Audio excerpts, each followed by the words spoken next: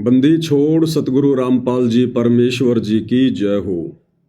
परमपिता परमात्मा सारी सृष्टि के रचनहार कुल मालिक असंख्य ब्रह्मांडों के स्वामी जगत गुरु तीनों लोकों में प्रवेश करके सबका धारण पोषण करने वाले राजाधिराज आत्माधार नाथों के नाथ देवों के देव महादेव सर्वेश्वर महेश्वर मृत्युंजय अजरो अमर आदि अनादि सनातनी प्रभु जगत पिता जगदीश्वर श्री श्री 1008 की उपाधि के वास्तविक अधिकारी अकाल मूरत सौद स्वरूपी राम वासुदेव सर्वगतम ब्रह्म परम पूज्य प्रथम पूज्य परम संत परम पुरुष परम धनी परम दयालु सत्य कबीर हक्का कबीर अल्लाहु कबीर अल्लाहु अकबर बाखबर अल्लाह ताला जगत के तारणहार जगत के मुक्तिदाता जगत के जगन्नाथ हारे के सहारे हिंदुओं के राम मुसलमानों के अल्लाह सिखों के वाहिगुरु ईसाइयों के मसीह दया के सागर दयानिधि करुणा के सागर करुणानिधि स्वयंभू परिभू संकट मोचन कष्ट हरण मंगल करण दुख भंजन अविगत कबीर निर्विकार निर्विषम परमात्मा अलय अलेख सतगुरु आदि अनादि सतगुरु असली मर्यादा पुरुषोत्तम असली राम असली कृष्ण असली घनश्याम असली मुरारी राजाओं के राजा महाराजाओं के महाराजा शहंशाहों के शहंशाह सम्राटों के सम्राट भगवानों के भगवान अल्लाहों के अल्लाह प्रभुओं के प्रभु मसीहाओं के मसीह सच्चे वाहिगुरु बाबाओं के बाबा पीरों के पीर सेठों के सेठ जगत सेठ सावड़सा सेठ सर्वगुण संपन्न अनंत कोटि कलाओं के स्वामी अनंत कोटि ब्रह्मांडों के नायक योगियों में महायोगी ध्यानियों में महाध्यानी सिद्धों में परम सिद्ध ज्ञानियों में तत्वज्ञानी ब्रह्मज्ञानी महाज्ञानी परम ज्ञानी सर्वश्रेष्ठ ज्ञानी विज्ञानी युवा कबीर समर्थ कबीर असमवात अमित ओजा सच्चे रहनुमा करीम अल्लाह सुभान अल्लाह दुनिया के अंतिम पैगंबर 8 सितंबर 1951 से गांव धनाना जिला सोनीपत हरियाणा भारतवर्ष की पावन भूमि पे प्रकट रियल कल की भगवान श्री नारायण साकार हरि श्री बाबा साहेब नूर अनंत परमात्मा सच्चे दरवेश सच्चे बाखबर गरीब निवाज संत श्रोमणी सतगुरु रामपाल जी परमेश्वर जी के चरण कमल में साध संगति से जुड़े हुए देश विदेश से आप और हम सभी सत्सेवक भाई बहनों का अनंत कोटि दंडवत प्रणाम। सत्साई भाई और बहनों, बहुत बड़ी दया बहुत बड़ी मेहर पूज्य गुरुदेव भगवान की परमेश्वर रामपाल जी की, जिनके शुभ आशीर्वाद से विशेष आशीर्वाद से आप और हम सभी साध संगति से जुड़े हुए सत्सेवक भाई बहन ज्ञान को आधार बनाकर हर प्रकार से संघर्ष करते हुए इस मोक्ष मार्ग पर गुरुदेव भगवान के अमर तत्व ज्ञान को आधार बनाकर दृढ़ता के साथ निरंतर दिन प्रतिदिन आगे की ओर ही बढ़ रहे हैं। भाई और बहनों, इस कलयुग की बिचली पीढ़ी में परमेश्वर रामपाल जी की जो विशेष रजा विशेष मेहर छप्पर फाड़ उनके सत्सेवक बच्चों के ऊपर है, आज इस 21 ब्रह्मांड में किसी के ऊपर नहीं है। तो भाई और बहनों, आप और हमने इस रजा को इसी प्रकार से मर्यादाओं में रहकर गुरु को परमेश्वर मानकर अपने हृदय में बैठाकर ज्ञान को आधार बनाकर बरकरार रखना है। भाई और बहनों, पिछले कुछ दिनों से आप सभी को पता है कि पूज्य गुरुदेव भगवान की काल प्रेरित सतलोक आश्रम मैनेजमेंट हरियाणा वालों के द्वारा जो गुरु को मानुष मानते हैं और अपने ही राजनीतिक प्रयासों के चलते उनको बाहर निकालने का सपना देख रहे थे,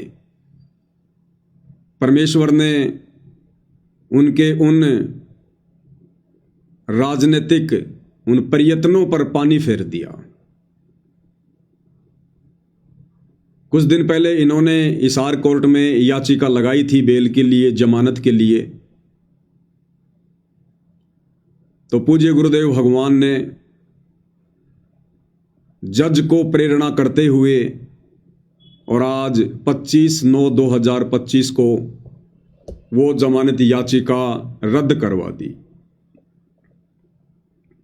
ये कोई सामान्य घटना नहीं है भाई और बहनों, क्योंकि इन लोगों ने राजनीतिक प्रयास करके, क्योंकि पिछले 2-3 वर्षों से गुरुदेव भगवान का जो कलयुगी परिवार है, उनके दोनों बेटे हैं, वो किस कदर हरियाणा में बीजेपी सरकार के मुरीद बने हुए हैं। संगत की मर्यादा तोड़वाने से भी पीछे नहीं हट रहे। मुख्यमंत्री की रैली में, प्रधानमंत्री की रैली में तुरंत हरियाणा रोडवेज की बसें बुलाकर आश्रमों में और संगत को बैठा देते हैं भीड़ के रूप में। तो इन लोगों के राजनीतिक प्रयासों के चलते भी पूज्य गुरुदेव भगवान ने जमानत याचिका स्वीकार नहीं की। अन्यथा विचार करो भाई और बहनों, हाई कोर्ट ने लगातार 2 मुकदमों में सजा को भी सस्पेंड करते हुए और निचली कोर्ट पर छोड़ दिया कि निचली कोर्ट चाहे तो संत रामपाल जी को जमानत दे सकती है, बेल दे सकती है। और अगर हाई कोर्ट ने आसानी से जमानत दे दी है, अपनी तरफ से हरी झंडी दिखा दी है, सजा को भी सस्पेंड कर दिया है समय से पहले, तो सोचो भाई और बहनों, फिर निचली जो अदालत है, डिस्ट्रिक्ट जो कोर्ट है, वो तो बड़ी आसानी से जमानत दे दे, बड़ी आसानी से।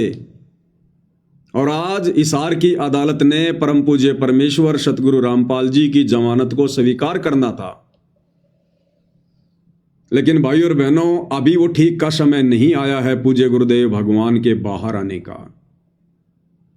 इसलिए गुरुदेव ने स्वयं जज में प्रेरणा करते हुए और जमानत याचिका खारिज करवा दी। भाई और बहनों, इन आश्रम वालों ने तो सारे प्रयत्न किए। ये आश्रम वाले तो चाह रहे थे कि गुरुजी आ जाएं, गुरुजी आ जाएं। इतने दिनों से संगत को भ्रमित कर रखा है, हम तैयारियों में लगे हुए हैं। कभी धनाना आश्रम में ट्रैक्टर से हल जोतते हुए दिखाते हैं कि गुरुजी आ रहे हैं, तैयारियां चल रही हैं। कभी गुरुजी के विश्राम के लिए धनाना आश्रम में एक 2 मंजिला इमारत बन रही है, उसको दिखाते हैं बार बार कि गुरुजी आ रहे हैं, गुरुजी आ रहे हैं। तो पूरा का पूरा सतलोक आश्रम मैनेजमेंट हरियाणा, गुरुदेव का परिवार, उनके भाई बंधु रिश्तेदार, सबके सब चाह रहे हैं कि गुरुजी आ जाएं, गुरुजी आ जाएं। और इन सतलोक आश्रमों से जुड़ी लाखों की संगत वो भी चाह रही है कि गुरुजी आ जाएं, गुरुजी आ जाएं, गुरुजी आ जाएं। उसके बावजूद भी गुरुदेव भगवान ने उन लोगों की नहीं सुनी। क्यों नहीं सुनी भाई? अरे इतना तो आप आश्रम वालों को विश्वास होगा कि सतगुरु रामपाल जी भी कोई छोटी मोटी शक्ति हैं, छोटी मोटी पावर हैं। हालांकि आप लोग उनको परमात्मा तो नहीं मानते, भगवान तो नहीं मानते, खाली जुबान से भगवान भगवान के जयकारे लगाते हो, हृदय में जगह नहीं है। आप तो भगवान मानते हैं उस डाढ़ी मूंछ वाली कबीर जी की समझे जाने वाली मुर्दा फोटो को। तो आप लोग तो चाह रहे थे सारे के सारे कि हमारे गुरुजी जमानत पर आ जाएं, जमानत पर आ जाएंगे, और आप लोगों को पूरी उम्मीद थी कि गुरुजी जमानत पर आएंगे। तो तुम्हारे कबीर भगवान ने भी, डाढ़ी मूंछ वाले ने भी तुम्हारी अर्जी स्वीकार क्यों नहीं करी? अरे क्या दोष है तुम्हारे दिल में, क्या दोष है तुम्हारे मन में? अरे तुम दुनिया में ढिंडोरा पीटते हो कि कबीर भगवान समर्थ है, कबीर भगवान समर्थ है, कबीर भगवान जो चाहे सो कर दे, 14 कोटि दूत यम डर ही, ऊत भूत जम त्रास निवारे, चित्रगुप्त के कागज फारे। तो कबीर भगवान अभी तक तुम आश्रम वालों से नाराज क्यों है? अपने अंश को, अपने हंस को, अपने अवतार को तुम लोगों के अनुसार हिसार जेल से बाहर क्यों नहीं निकाल पा रहा कबीर? अरे क्या कमी रह गई आश्रम वालों तुम्हारे अंदर? तुम्हारी भक्ति में, तुम्हारी श्रद्धा में, तुम्हारी मर्यादाओं में, तुम्हारे समर्पण में? क्या कमी रह गई? विचार करो बैठकर, 2 मिनट चिंतन मनन करो संसार से हटके। क्यों नहीं सुनी भगवान ने तुम्हारी? ना तुम्हारे गुरु ने सुनी, ना तुम्हारे भगवान ने सुनी तुम्हारी, जबकि तुम्हारा गुरु समर्थ, तुम्हारा भगवान समर्थ। और जज इतना बड़ा हो गया कि तुम्हारे भगवान के रहते सहते, तुम्हारे गुरु के रहते सहते, और जज ने जमानत कैंसिल कर दी। क्या कमी है तुम्हारे अंदर? वो तो आ सकते हैं ना। अरे सतगुरु जो चावे सो करही, भरम पड़ो मत कोई, सेव धड़ पर शीश चढ़ाया पाछे करी रसोई। ये सतगुरु तो वो समर्थ है जो धर्मराय के दरबार में भी आप और हमारा मुकदमा लड़ेगा। भाई कर ले गुरु वकील, मुकदमा भारी है। तो ये तो हो नहीं सकता कि सतगुरु मजबूर होगा, सतगुरु लाचार होगा और जज सतगुरु पर भारी होगा। ये तो हो नहीं सकता। इसका मतलब सतगुरु जानबूझकर नहीं आना चाह रहे। अब क्यों नहीं आना चाह रहे भाई सतगुरु? इसका मतलब संगत में कमी है, संगत के विश्वास में कमी है, संगत की भक्ति में कमी है, संगत की मर्यादाओं में कमी है, जो अभी तक अपने गुरुदेव भगवान को प्रसन्न करने योग्य नहीं बनी है। आप आश्रम वालों से गुरुदेव भगवान प्रसन्न नहीं है, क्योंकि बाहर निकालने का प्रयास तो तुम लोग करवा रहे हो ना, जमानत तो तुम लोग लगवा रहे हो ना। तो भगवान तो आने को तैयार है, अपने बच्चों को गले से लगाने को तैयार है, फिर क्यों नहीं आ रहे? क्योंकि अभी तुम आश्रम वाले भगत नहीं बने। अभी तुम व्यभिचारणी भक्ति कर रहे हो, वैश्या भक्ति कर रहे हो। अभी तुम पतिव्रता पद पर नहीं आए। अभी तुम्हारे हृदय में गुरु परमात्मा के रूप में नहीं समाया। अभी तुम्हारा आचरण दोगला है। तुम्हारे विचार जगत वालों से भी गए गुजरे हैं। इसलिए सतगुरु अभी बाहर नहीं आना चाह रहे कि क्या करूंगा बाहर जाकर। अगर मैं बाहर चला भी गया तो संगत का क्या सुधर गया? जैसी मैं संगत को 2014 बरवाला कांड के समय छोड़ के गया था, उससे भी ज्यादा गई गुजरी हो चुकी है। जैसा मनमाना आचरण मेरे परिवार वाले ये कोऑर्डिनेटर बरवाला कांड के समय कर रहे थे, उससे भी कई गुना ज्यादा मनमाना आचरण बरवाला कांड के बाद इन लोगों ने शुरू कर दिया। तो सतगुरु फिर क्या करेगा बाहर आकर? मूर्खों के बीच में आने से अच्छा है इस हार की जेल की 4 दीवारी में बैठकर कम से कम कैदियों को ज्ञान समझाया जाए। सतगुरु को भी इस बात का डर है, इस बात का भय है कि 2014 में तो इन्होंने बरवाला कांड करवा दिया, क्योंकि एक ही आश्रम था बरवाला, इसलिए बरवाला कांड हुआ। आश्रम वालों की मनमानी हरकतों के चलते, काल प्रेरणा के चलते। और गुरु को पता है अब तो इन मंदबुद्धियों ने मेरे नाम से 11 आश्रम खोल दिए, 11 आश्रम। और यदि इन लोगों की इन्हीं मूर्खता के बीच में अगर मैं जमानत पर बाहर आ गया, तो अब तो किसी दिन तो धनाना कांड होगा, किसी दिन धनुषा कांड होगा, किसी दिन सोजत कांड होगा, किसी दिन शामली कांड होगा, किसी दिन खमाणो कांड होगा, किसी दिन मुंडका कांड होगा। अभी तक तो एक ही कांड हुआ था, और अब ना जाने कितने कांड और करवाएंगे ये गुरु को मानुष मानकर, अपना वही घटिया रवैया अपनाकर। तो सतगुरु ने निर्णय लिया कि अभी बाहर नहीं जाएंगे। अन्यथा सतगुरु तो समर्थ है। अरे आप आश्रम वालों के अनुसार सन 2018 में सतगुरु रामपाल जी ने जानबूझकर अपनी सजा करवाई, जानबूझकर। ये बात मैं इसलिए कह रहा हूं क्योंकि बहुत सारे नादान साथ संगतियों से ईर्ष्या करने वाले, नफरत करने वाले यही रोजना रोएंगे कि देखो ये पवन दास कैसी मूर्खता भरी बातें करता है। कह रहा है कि गुरुजी ने खुद अपनी जमानत कैंसिल करवाई है। हाँ भाई, खुद ही करवाई है। तुम लोगों के अनुसार ही बात कर रहा हूं मैं। जब 2018 में गुरुदेव भगवान को कोर्ट के द्वारा सजा सुनाई जानी थी, तो उस समय आप ही सतलोक आश्रम वालों ने सजा के दूसरे ही दिन, उस सजा के दूसरे ही दिन ये पीला पर्चा निकाला था।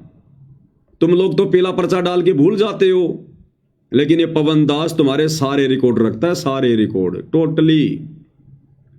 तो ये पीला पर्चा जो तुम सतलोक आश्रम वालों ने 16/10/2018 को निकाला था, जिस दिन गुरुदेव को सजा हुई थी उसके दूसरे दिन, और क्या लिखा था तुम लोगों ने?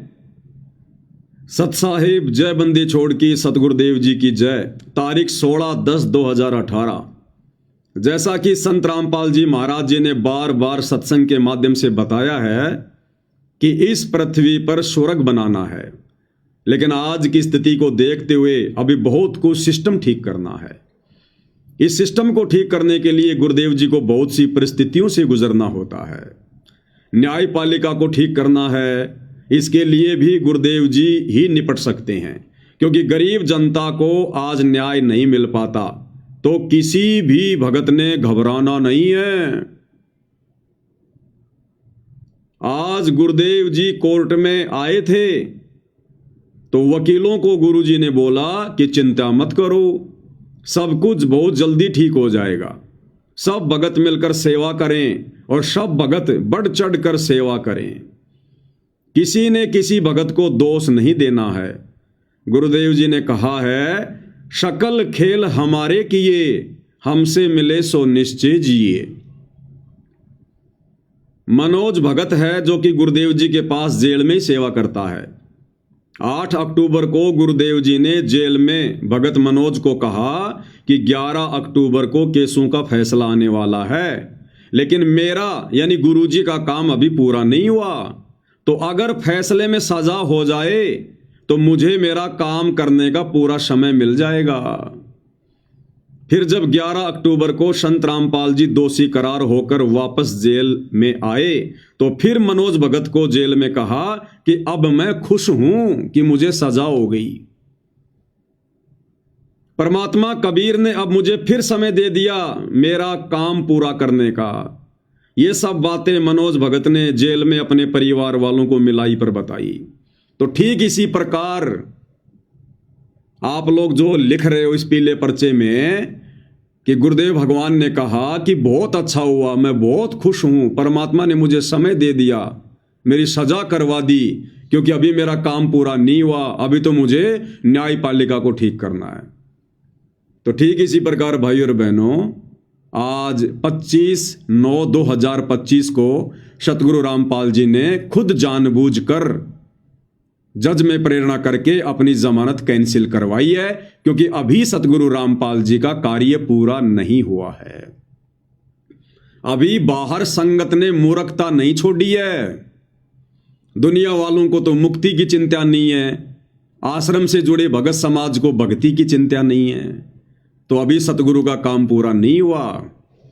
सतगुरु हम जानवरों को इंसान बनता हुआ देखना चाहते थे कि मेरे रहते सहते तो ये भगत नहीं बने, इंसान नहीं बने, कम से कम मेरे जेल जाने के बाद ही थोड़ा बहुत सबक लेंगे, शिक्षा लेंगे, इनको अपनी गलतियों का पछतावा होगा, नाक रगड़ रगड़ के माफी मांगेंगे, आगे गलतियां करने से बचेंगे। लेकिन सब कुछ उसके विपरीत, पहले से बढ़ चढ़ के गलतियां, बढ़ चढ़ के राजनीतियां, बढ़ चढ़ के मनमाना आचरण, बढ़ चढ़ के पाखंड। अब खाओ तुम लड्डू जलेबी आराम से इन आश्रमों में, सतगुरुदेव भगवान नहीं आने वाले। सतगुरुदेव भगवान तो उस विधि से आएंगे जिस विधि से उन्होंने साध संगति के माध्यम से वीडियो बनवा दिए हैं। अभी तो बहुत कुछ होना बाकी है। अभी तो संगत की छटनी चल रही है, फिर संगत की चटनी होगी। विनाशकारी समय नजदीक आ रहा है। देश दुनिया में हाहाकार मचेगी। पूरी दुनिया प्राकृतिक आपदाओं से घिरेगी। तरह तरह की बीमारियां आएंगी। दुनिया को नानी याद आएगी। ये नेता मंत्री ये देश छोड़ छोड़ के भाग खड़े होंगे। पूरे देश में मिलिट्री शासन लागू होगा। और जब ये बड़े बड़े लोग अपनी जान बचाने के लिए सतगुरुदेव भगवान के पास हिसार जेल में जाएंगे, नाक रगड़ेंगे, मिन्नतें करेंगे, उस समय ये परमात्मा फिर बिना किसी चमत्कार के, बिना किसी जमानत के, बिना किसी जजमेंट के हिसार जेल से बाहर आएंगे। आप लोग साथ संगति की वीडियो नहीं देखते क्या? तुम लोगों ने सोचा कि हाई कोर्ट से गुरुजी को हरी झंडी मिल गई। अब हिसार कोर्ट कौन सी बड़ी चीज है, जमानत हो ही जाएगी। और दास ने उसी समय 2 वीडियो बना दिए थे कि अभी गुरुजी नहीं आएंगे। तुम्हारे वकीलों को भी उम्मीद नहीं थी कि यह जमानत कैंसिल हो जाएगी, लेकिन दास ने पहले ही वीडियो बना दिए थे कि तुम कितना ही प्रयास कर लो, तुम्हारे राजनीतिक हथखंडों के माध्यम से ये परमात्मा हिसार जेल से बाहर आकर अपनी हंसी नहीं करवाएगा, अपनी बेइज्जती नहीं करवाएगा, अपने आप को मानुष साबित नहीं करवाएगा। ये फाइनल गेम है, फाइनल गेम। ये अपने हिसाब से आएगा। और गुरुदेव भगवान को भली भांति पता है कि सन 1994 से मैंने जो ये बाग लगाया है, भक्ति रूपी बाग, और 2014 के बाद मैंने जो साध संगतियां शुरू की हैं, अपना यथार्थ 13वां कबीर पंथ शुरू किया है, केवल वही आत्माएं मुझे परमात्मा मानती हैं, परमेश्वर मानती हैं। और पिछले 4 युगों से मैं जिस प्रकार के भक्ति भाव अपने भक्तों से चाहता था कि भगत ज्ञान को आधार बनाएं, गुरु को परमात्मा माने, मानुष मानने की गलती ना करें, संसार से मुंह मोड़ लें, मर्यादाओं के लिए संसार से अड़ जाएं, लड़ जाएं प्यार प्रेम से, और एकमात्र टारगेट मोक्ष का बना लें। केवल साध संगतियों में ही वो आत्माएं हैं। और घर घर में परमेश्वर ने वो प्रोसीजर शुरू करवा रखी है, गुरु को परमेश्वर मनवाकर गुरुदेव भगवान की आरती उतारना, गुरुदेव को चवर करना, गुरुदेव को भोग लगाना, एकमात्र उन्हीं का जयकारा लगाना, एकमात्र उन्हीं को दंडवत करना, एकमात्र उन्हीं की फोटो रखना, हर प्रकार से मर्यादाओं में रहना, ज्ञान को आधार बनाना, घर को आश्रम बनाना।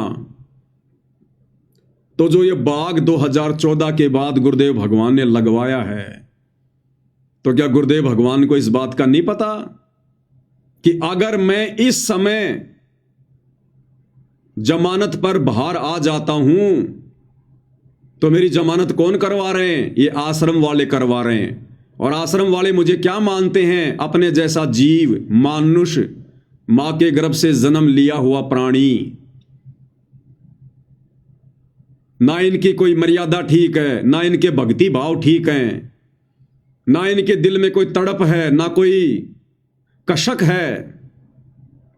ये तो खा रहे हैं लड्डू जलेबी बर्फी पिछले कई वर्षों से। गुरु जेल में दाल रोटी खाए तो खाए, ये तो खाएंगे लड्डू जलेबी बर्फी। आश्रमों में घूमेंगे फिरेंगे, मनोरंजन करेंगे, कबीर का झोपड़ा देखेंगे, सेल्फियां लेंगे, जुलाहों का कुआं देखेंगे, नकली मिट्टी की गाय बैल बांधेंगे, लहर तारा तालाब बनाएंगे, राजनेताओं से सांठगांठ करेंगे, जगत वालों से यारी दोस्ती रिश्तेदारी निभाएंगे, झूठा भाईचारा निभाएंगे, कदम कदम पे मर्यादा तोड़ेंगे।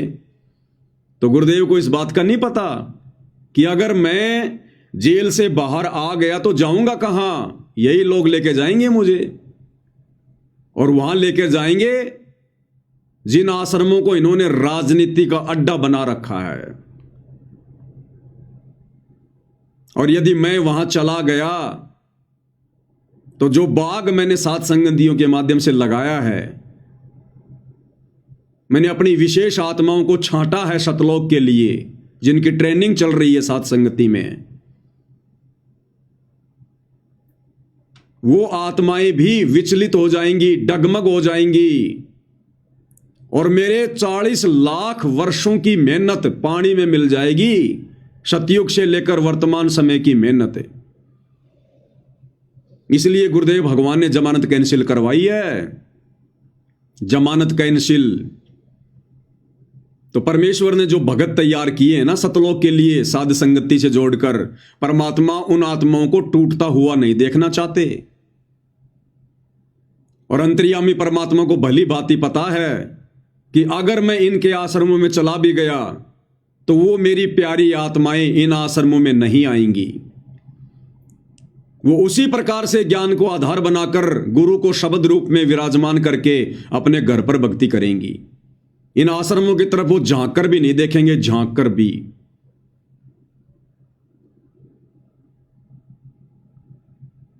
इसलिए परमपिता परमेश्वर ने अपनी जमानत कैंसिल करवाई है।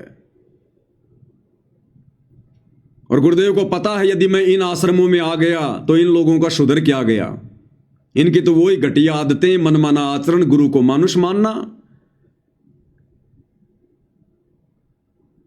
तो मैंने जो चंद भगत छांटे हैं सात संगतियों के माध्यम से, फिर उनमें और आश्रम वालों में, अगर वो सात संगत वाले आश्रमों में आ गए तो उनमें और इन काल प्रेरित आश्रम वाले भक्तों में भला क्या अंतर रह जाएगा। क्योंकि साध संगत वाले अगर आश्रमों में जाएंगे तो आश्रमों के अनुसार ही भक्ति करनी पड़ेगी, फिर से गुरु को मानुष मानना पड़ेगा, फिर से आपने ऑडियो वीडियो से आरतियां करनी पड़ेंगी, इन्हीं की तरह दंडवत करना पड़ेगा। ना गुरु की आरती कर पाओगे, ना गुरु पे चवर कर पाओगे। उस कागज के टुकड़े को कबीर मान के जून के महीने में उसका प्रगट दिवस मनाना पड़ेगा।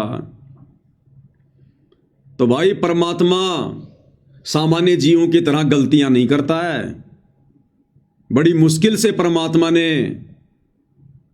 अपना ये सात संगति रूपी बाग लगाया है, अपनी विशेष दृढ़ आत्माओं को छांट कर अलग किया है। भगवान ऐसी गलती करेगा क्या? कभी नहीं करेगा, कभी भी नहीं करेगा।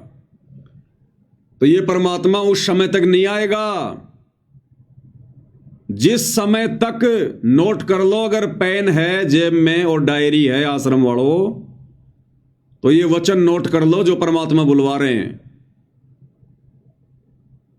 सतगुरु रामपाल जी भगवान उस समय तक हिसार जेल से बाहर नहीं आएंगे जिस समय तक इन आश्रमों से जुड़ी हुई ये नादान संगत, मूर्ख संगत, भेड़ चाल में चलने की आदी हो चुकी संगत, सतगुरुदेव के ज्ञान को आधार बनाकर साध संगति से जुड़े भाई बहनों की तरह,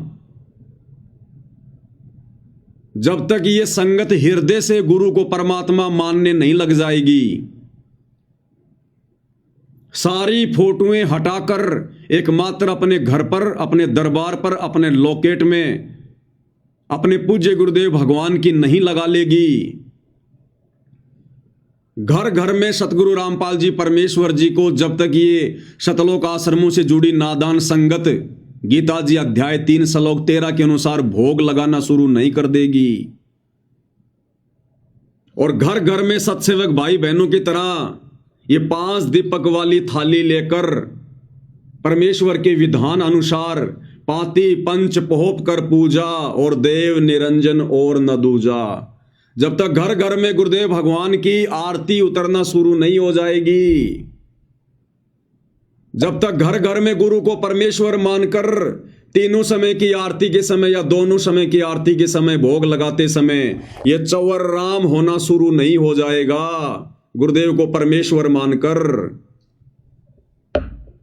और जब तक ये नादान संगत जो इन सतलोक आश्रमों से जुड़ी हुई है और इन शतलोक आश्रम के कोऑर्डिनेटरों ने, आश्रम संचालकों ने, गुरुदेव के परिवार वालों ने काल प्रेरणा से जो संगत की मर्यादाएं तोड़वाई हैं, संगत की भक्ति बर्बाद करवाई है, जब तक ये नादान संगत ज्ञान को आधार बनाकर इन लोगों का बहिष्कार करना शुरू नहीं कर देगी, अपने अपने कोऑर्डिनेटरों से, नामदान संचालकों से सवाल जवाब करना शुरू नहीं कर देगी, तब तक भाई और बहनों परमेश्वर दया नहीं करेंगे, नहीं करेंगे। और यह संगत यदि ऐसा नहीं करेगी तो फिर परमेश्वर अपनी विधि से आएंगे और नादान संगत की चटनी होगी, चटनी। युग परिवर्तन के समय में चटनी। परमात्मा चाहने वाली आत्माओं को तुम लोगों ने गुरु को मानुष मानकर उल्टी सीधी शिकायतें करके गुरुद्रोही साबित करवा दिया, गुरुद्रोही घोषित करवा दिया। क्या बीती होगी उस अंतर्यामी परमात्मा के दिल पर जब उन्होंने अपनी विशेष प्यारी आत्माओं को गुरुद्रोही कहा होगा। तुम लोगों की मूर्खता को देखकर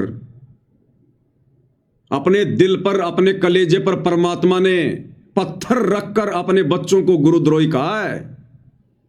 क्या उस परमात्मा को नहीं पता? भगवान बदल नहीं गया, भगवान वही है जो 650 साल पहले था। वही कबीर भगवान है वर्तमान में धरती पर, परम पूज्य सतगुरु रामपाल जी के रूप में।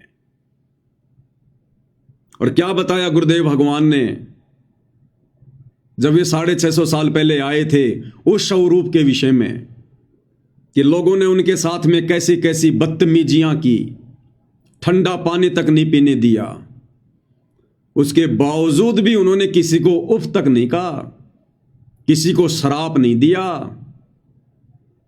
किसको शराप दें? सब उन्हीं के तो बच्चे हैं। तो आज क्या भगवान बदल गया जो अपने बच्चों को यह कहेगा कि तू गुरुद्रोही है, जबकि उनसे बढ़कर संगत में कोई गुरुमुखी नहीं? तो सोचो परमात्मा ने कैसे अपने कलेजे पर पत्थर रखकर ये शब्द कहे होंगे। क्या कह रहे हैं गुरुदेव भगवान? भगवान नहीं बदल गया, ना उनका विधान बदल गया, बदल गए भगत, बदल गई भगतों की सोच। क्या कह रहे हैं परमात्मा? परमात्मा आए थे कबीर जी, उनके साथ कितना अत्याचार किया था और किसी को उन्होंने एक शब्द भी अप नहीं बोला, किसी को श्राप नहीं दिया, क्योंकि उसको पता था मेरे बच्चे हैं, किसको मारूं और किसको श्राप दूं। तो पुण्यात्माओं, यहां आप देख लो पिछले इतिहास से, किसी भी संत को जरा सा कुछ कह दे, श्राप दे दे, तेरा नाश होएगा और उसकी वीरान मिट्टी हो जाए। अपना भी नाश किया उसने भक्ति का और वो अगले को भी दुख दे दिया। तो वो परमात्मा थे। तो इसी प्रकार, इसी आधार से आपने इस मार्ग को आगे बढ़ाना है, दास का सहयोग देना है। क्या कह रहे हैं गुरुदेव? किसको श्राप दे वो परमात्मा? वो अन्य नकली साधु संतों की तरह नहीं होता, दुर्वासा की तरह नहीं होता, विश्वामित्र की तरह नहीं होता, चुनक ऋषि की तरह नहीं होता, जो जरा सा उनको कोई कुछ कह दे और श्राप दे दे, सामने वाले का सत्यानाश कर दें। ये गुरुद्रोही शब्द क्या है पता है तुम्हें? ये दुनिया का सबसे बड़ा श्राप है, सबसे बड़ा श्राप। अरे गुरुद्रोही होने के बावजूद 650 साल पहले परमात्मा ने कमाल को भी कभी गुरुद्रोही नहीं कहा, उस समय कभी गुरुद्रोही नहीं कहा। आज गुरुदेव भगवान बता रहे हैं कि वो गुरुद्रोही हो गया था, उस समय कबीर भगवान ने उसे गुरुद्रोही नहीं कहा। और आज जो आत्माएं गुरु को परमात्मा मान रही हैं, अपनी पलकों पे रखती हैं, उनके लिए अपनी जान हथेली पर लेकर चलती हैं, उनके वचन को निभाने के लिए समाज से संघर्ष कर रही हैं, उन आत्माओं को परमात्मा गुरुद्रोही की संज्ञा देंगे? आश्रम वालों, तुम्हारी बुद्धि भ्रष्ट है, बुद्धि भ्रष्ट। तो जब तक यह संगत लाल और लालड़ी की पहचान करने योग्य नहीं हो जाएगी, स्वयं निर्णय करने के योग्य नहीं हो जाएगी, अभी तक तो तुम आश्रम वाले भगत को नहीं पहचान पाए। भगत को, भगवान को क्या तुम खाक पहचानोगे? ये पवनदास तुम्हारे सामने पिछले 10 वर्षों से चिल्ला रहा है, मकान के किसी कोने में बैठ के नहीं, सोशल मीडिया पर, इंटरनेशनल चैनल है फेसबुक, इंटरनेशनल, और 10-15 हजार वीडियो बनवा दिए परमात्मा ने अरे मेरे इतने वीडियो देखकर, अच्छे से मेरी रहनी करनी को देखकर, मेरे विचारों को देखकर, मेरे बोल वचनों को सुनकर, और 10 साल से तुम एक भगत की पहचान नहीं कर पाए कि गुरुद्रोही क्या होता है, गुरुद्रोही के क्या लक्षण बताए गुरुदेव ने। जो सात संगत वाले भाई बहन गुरु की महिमा करते करते अपने मुंह का थूक सुखा लेते हैं, उनको तुम गुरुद्रोही कह रहे हो। और जो दिन रात राजनेताओं के चरणों में पड़े हुए हैं, गंदी राजनीति कर रहे हैं, वो गंदगी तुम लोगों को खिला रहे हैं, आन उपासना करवा रहे हैं तुम्हारे से, दर दर धक्के खिला रहे हैं तुम्हारे से, एक भी मर्यादा तुम्हारी सुरक्षित नहीं छोड़ी, दान धर्म तुम्हारा दुरुपयोग हो रहा है, उनको तुम गुरुमुखी कह रहे हो, परम भगत कह रहे हो। तो क्या करेंगे गुरुदेव भगवान जमानत करवा कर ऐसे मंद बुद्धियों के बीच में आकर, जिनको अभी तक केवल एक भगत की पहचान नहीं करनी आई, वो भगवान की क्या खाक पहचान करेंगे। तो परमेश्वर अब अपने हिसाब से आएगा, अपने हिसाब से, अपने हिसाब से, क्योंकि तुम्हारे को गुरुदेव ने मौका दिया तुम्हारे हिसाब से आने के लिए। तुम्हारी बरवाला कांड की गलतियों को माफ किया, नजरअंदाज किया, कोई बात नहीं, बच्चों से गलती हो गई, हो सकता है मेरे जेल जाने के बाद ये सुधर जाएंगे, संभल जाएंगे। बरवाला कांड किसकी देन है? राष्ट्रीय समाज सेवा समिति की, सतलोक आश्रम मैनेजमेंट हरियाणा की, इन कोऑर्डिनेटरों की, गुरुदेव के परिवार की। सारी की सारी व्यवस्था तो ये संभाल रहे थे। हथियारों की व्यवस्था करना, भक्तों को कमांडो बनाना, सरकारों के खिलाफ पुस्तकें लिखना, जजों को भड़काना, सारी व्यवस्था तो ये कर रहे थे। इन्हीं लोगों के कारण भक्तों की और प्रशासन की झड़प हुई, 6 भक्तों की मौत हुई और मुकदमा लगा सतगुरु रामपाल जी पर। सतगुरु रामपाल जी ने मारा है।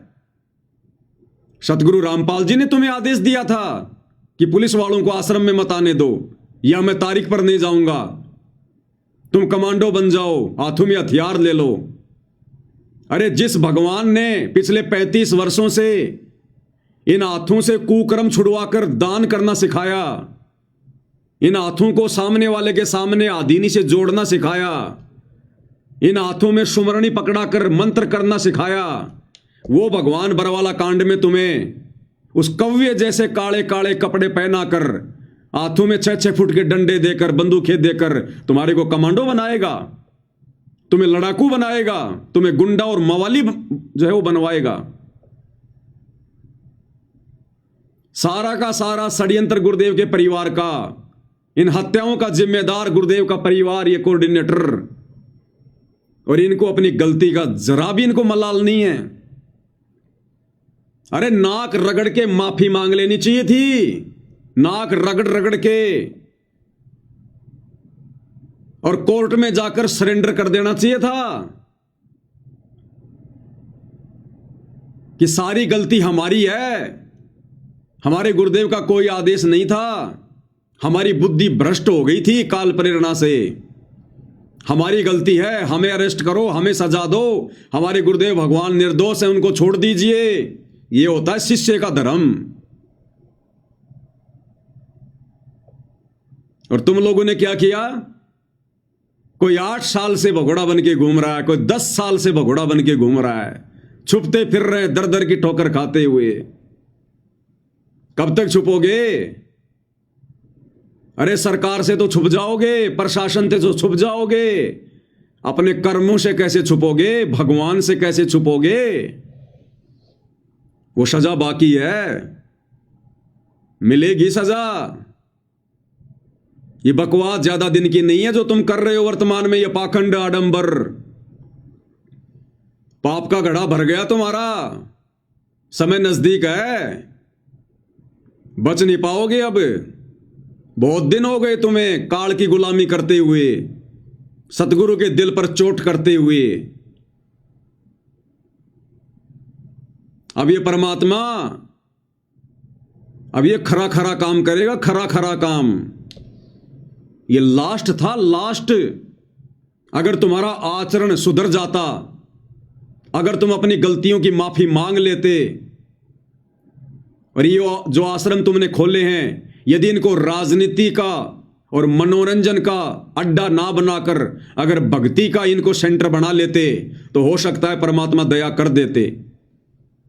लेकिन तुम्हारे अंदर तो राग, द्वेष, ईर्ष्या, लड़ाई झगड़ा, भक्तों को तुम जान से मारने का प्रयास करते हो। तुम्हारी शर्म खा गया काल, शर्म। जानवर से भी गए गुजरे हो गए तुम, गुंडे मवालियों से भी गए गुजरे, और उम्मीद कर रहे हो कि सतगुरु हमारे पास आएंगे। अब तुम्हारे रिटायरमेंट होने का समय आ गया, रिटायरमेंट होने का। यह परमात्मा समदृष्टि है। अभी तक तुमने केवल इनका प्यार प्यार देखा है, प्यार प्यार। अभी इनका जो रिजल्ट आएगा, इनका जो जजमेंट आएगा, वो देखना। हल्के में ले लिया सतगुरु को, हल्के में। वेदों में लिखा है कि वो परमात्मा जब पृथ्वी पर आता है, मनुष्य के बच्चे के रूप में प्रकट होता है, एक सामान्य व्यक्ति की भूमिका करता है, लीला करता है, मित्र की तरह व्यवहार करता है, और मित्र की तरह व्यवहार करने के चलते उसके आसपास रहने वाले उसको अपना मित्र मान लेते हैं, अपने जैसा मानुष मान लेते हैं, और गलतियों पर गलतियां करते हैं। तो तुमने हल्के में ले लिया सतगुरु को।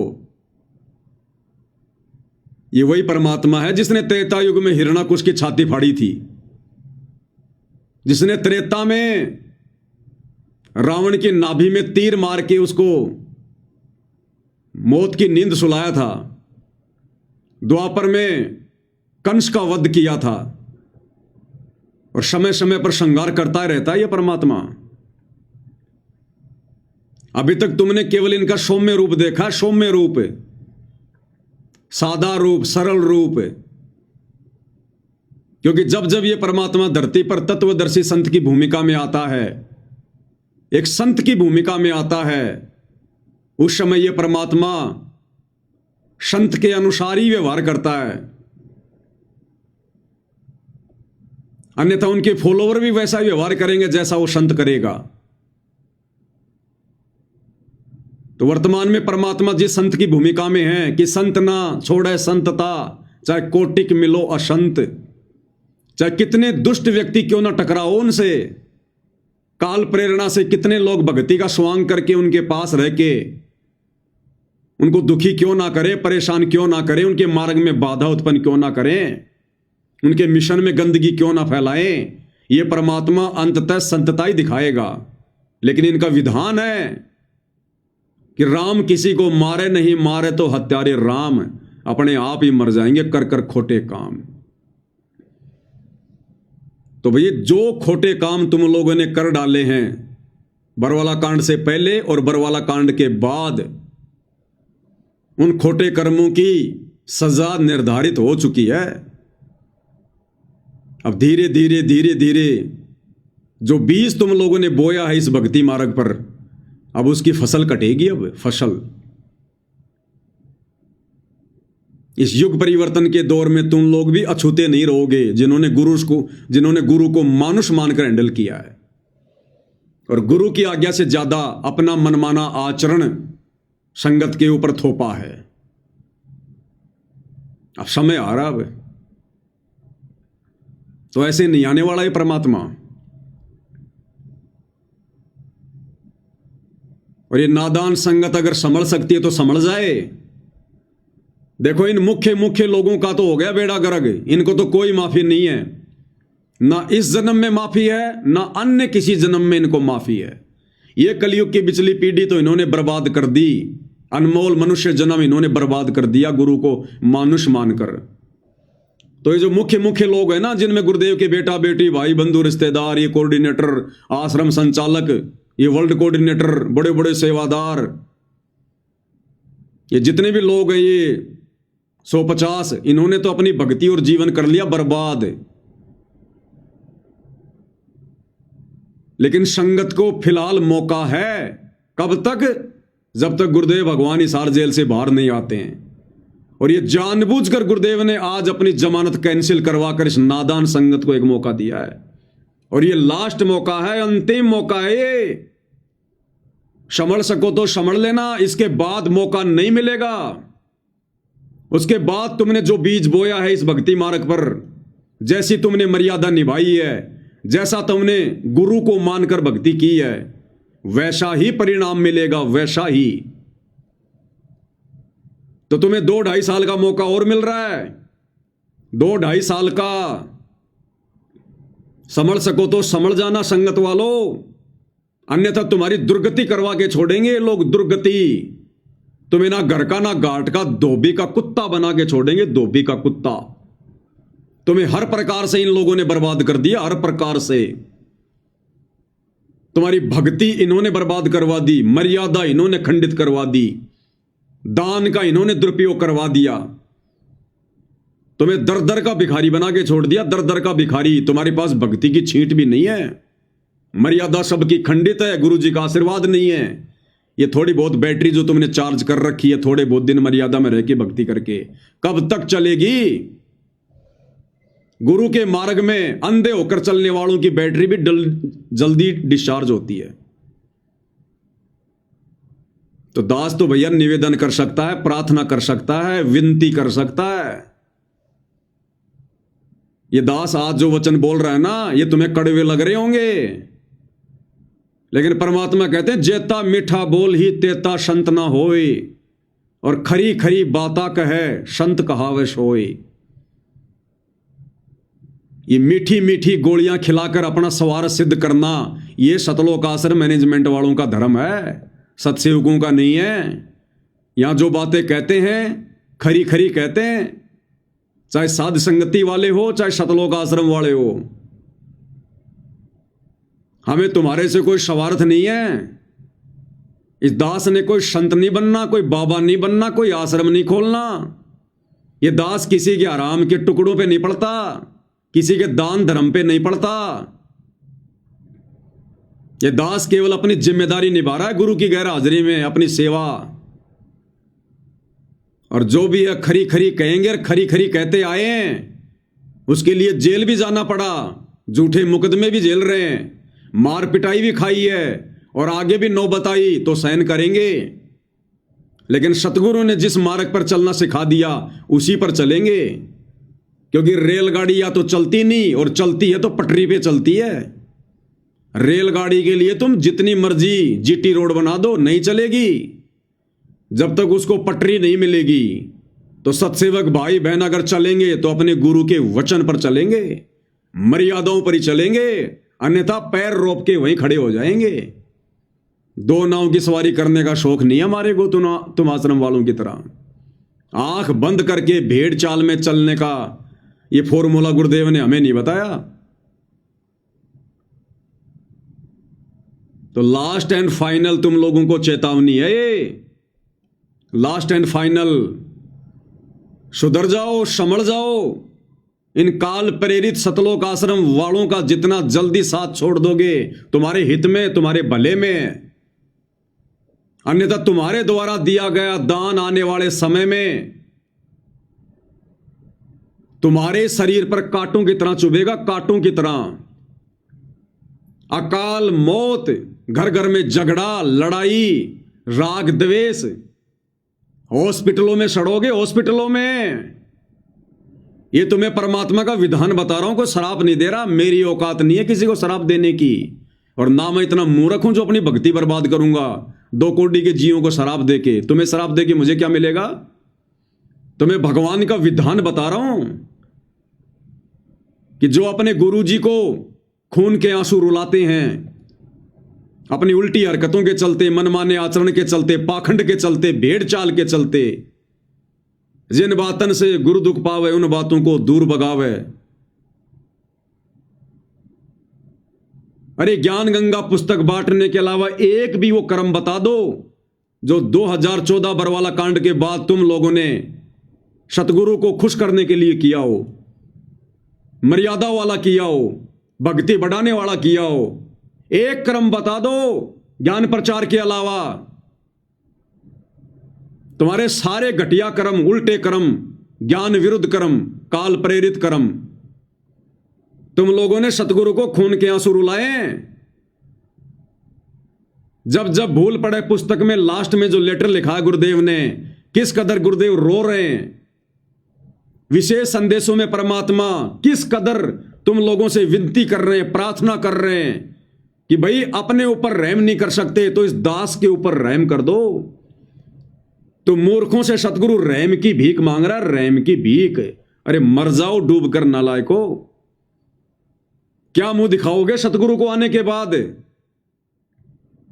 तुम लोगों से तो नकली संतों की संगत लाख गुना अच्छी है। भेड़ चाल में नहीं चलती, देखा देखी में नहीं चलती, भले उनके पास भक्ति नहीं है। तो ये लास्ट एंड फाइनल वार्निंग है तुम लोगों को सतगुरुदेव भगवान की तरफ से। इसलिए आज उन्होंने जानबूझकर इस नादान संगत को मौका देते हुए अपनी जमानत रद्द करवाई है, कैंसिल करवाई है। ये अपनी मर्जी का मालिक है, किसी जज के दबाव में नहीं बैठा। जेल की 4 दीवारियां इसको कैद नहीं रख सकती। लेकिन तुम्हें यह बात समझ में नहीं आएगी क्योंकि तुम गुरु को मानुष मानते हो, और जो गुरु को मानुष मानता है उसके हृदय में यह बात नहीं समाती। तो भाई विनती कर सकते हैं, बस प्रार्थना कर सकते हैं, इससे ज्यादा कुछ नहीं। सतगुरु वही चाहता है जो उन्होंने अपने सत्संगों में हमें बताया, समझाया। अरे सतगुरुदेव भगवान ने सत्संग किस लिए सुनाए थे? किस दिन के लिए सुनाए थे? भेड़चाल में चलने के लिए। तुम आश्रम वालों ने तो सतगुरु के सत्संगों को बोरे में पैक करके खूंटी पे टांग दिया अचार डालने के लिए। सुने कभी सत्संग? तुमने ध्यान से विचार किया कभी? सत्संग सुनना अलग चीज बताई गुरुदेव ने, और सत्संगों को समझना मुख्य चीज है। क्या बताया परमात्मा ने? उस ताऊ की कहानी। 2 भाई थे, छोटे भाई की मृत्यु हो गई। छोटे भाई के जो बच्चे थे उनको उनकी माताजी ने कहा कि बच्चों तुम्हारे पिताजी मर गए, तुम अभी छोटे हो, तुम्हें अभी व्यापार काम धंधे की नॉलेज नहीं है, तुम ऐसा करो अपने ताऊ जी के पास जाओ, और ये मेरे पास में तुम्हारे पिताजी के समय के रखे हुए कुछ लाल हैं। लाल एक चमकदार एक पत्थर जैसा होता है, जैसे बच्चे बचपन में जो खेला करते थे, वो गोलियां वगैरह, कांच की गोलियां जिनको क्या बोलते हैं, कंचे वगैरह, वैसा एक चमकदार होता है एक पत्थर लाल। उसकी कीमत गुरुजी ने बताई करोड़ों में। तो बच्चों की मां ने कहा कि तुम्हारे पिताजी के समय के मेरे पास ये कुछ लाल रखे हैं, ये लाल ले जाओ, पैसे तो है नहीं, ये ताऊ जी को दे देना और ताऊ जी के साथ में काम धंधे में हिस्सा कर लो। दोनों बच्चे वो लेकर लाल माता की आज्ञा लेकर ताऊ जी के पास चले गए। ताऊ जी से जाकर सारी घटना बताई और कहा कि हमारी मां ने ये लाल दिए ताऊ जी। तो ताऊ ने वो लाल हाथ में लिए, वो गठरी खोली और देखा और वापस बंद कर दिए ताऊ ने, और कहा कि बच्चों ये तो बहुत कीमती हैं, अभी मुझे इनकी आवश्यकता नहीं है, मेरी उधार चलती है, ये अपनी मां के पास वापस रख के आ जाओ, जब आवश्यकता पड़ेगी जब मंगवा लूंगा। ताऊ समझदार था। ये ताऊ समझना सतगुरु रामपाल जी को, ये कथाएं कोई मनोरंजन के लिए नहीं सुनाई, वो ताऊ समझना सतगुरु रामपाल जी को। और वो 2 बच्चे वो समझना संगत को, और वो लाल वो समझना इन काल प्रेरित सतलोक आश्रम मैनेजमेंट हरियाणा वालों को, जो ताऊ ने वापस दे दिए थे कि ले जा बेटा ये बहुत कीमती हैं। तो और ताऊ ने बच्चों को देश विदेश घुमाना शुरू कर दिया, व्यापार धंधा सिखाना शुरू कर दिया। कई दिनों बाद में ताऊ ने कहा कि बच्चों ये लाल ले जाओ, और वो जो सेठ जी है ना जिससे अपन उधार सामान लेके आते हैं, उसके काफी उधार हो गई, तो तुम ये लाल ले जाओ और सेठ जी के जो उधार हो चुकती करके आओ। ठीक है ताऊ जी। दोनों लड़के चले गए, जाकर सेठ जी को लाल दे दिया कि सेठ जी हमारे ताऊ जी ने लाल दिया है, आप अपना उधार समाप्त करो। सेठ ने एक जोहरी बुलाया जो लाल की जो परख करता था। जोहरी ने आकर देखा लाल को और कहा कि सेठ जी ये तो लाल नहीं है, ये तो लालड़ी है, लालड़ी। अरे लाल तो करोड़ों का होता है, ये लालड़ी तो 2 आने की भी नहीं है, 2 आने की भी। उन बच्चों ने भी देखा ध्यान से। सेठ ने अपने हाथ में पकड़ा और गली में फेंक दिए वो, और कहा कि ले जाओ इसे, धोखेबाज आदमी हो, मुझे ठगना चाहते हो। तुम्हारा ताऊ ऐसा दिखाई तो नहीं देता था, कब से हो गया ऐसा। वो दोनों बच्चे वो लालड़ी को उठाकर ढंग से देखते हुए और वापस आ गए ताऊ जी के पास, सारी बात बताई। ताऊ जी बड़ा चालाक था, बड़ा सयाना था, जानबूझ के लालड़ी दी थी, जानबूझ के। ताऊ जी ने कहा ओ बच्चों मेरे से गलती हो गई, धोखा लग गया, मैंने लाल की जगह तुम्हें लालड़ी दे दी। सेठ बिल्कुल ठीक कह रहा बच्चों। अच्छा एक काम करो, अब ये लाल ले जाओ, अब जाओ सेठ जी के पास। अब दोनों बच्चों ने फिर से लाल हाथ में लिया, लाल को ध्यान से देखा। वो परख कर रहे थे लाल और लालड़ी की, झटके लग रहे थे उनको। ताऊ यही चाहता था कि ये लाल और लालड़ी की पहचान कर लें, मुझे कहना ना पड़े। दोनों बच्चे लाल को लेकर बड़े गौर से निहारते हुए, उसकी परख करते हुए सेठ जी के पास गए। बोला सेठ जी हमारे ताऊ के धोखा लग गया था, हमारे ताऊ जी ऐसे नहीं है, देखो ये अब की बार ताऊ जी ने लाल दिए। सेठ ने फिर से जोरी बुलाया, जोरी ने देखा और कहा कि सेठ जी ये लाल है। सेठ ने कहा कि देखो देखो ऐसा होता लाल है, ये है लाल है, ले आए थे लालड़ी।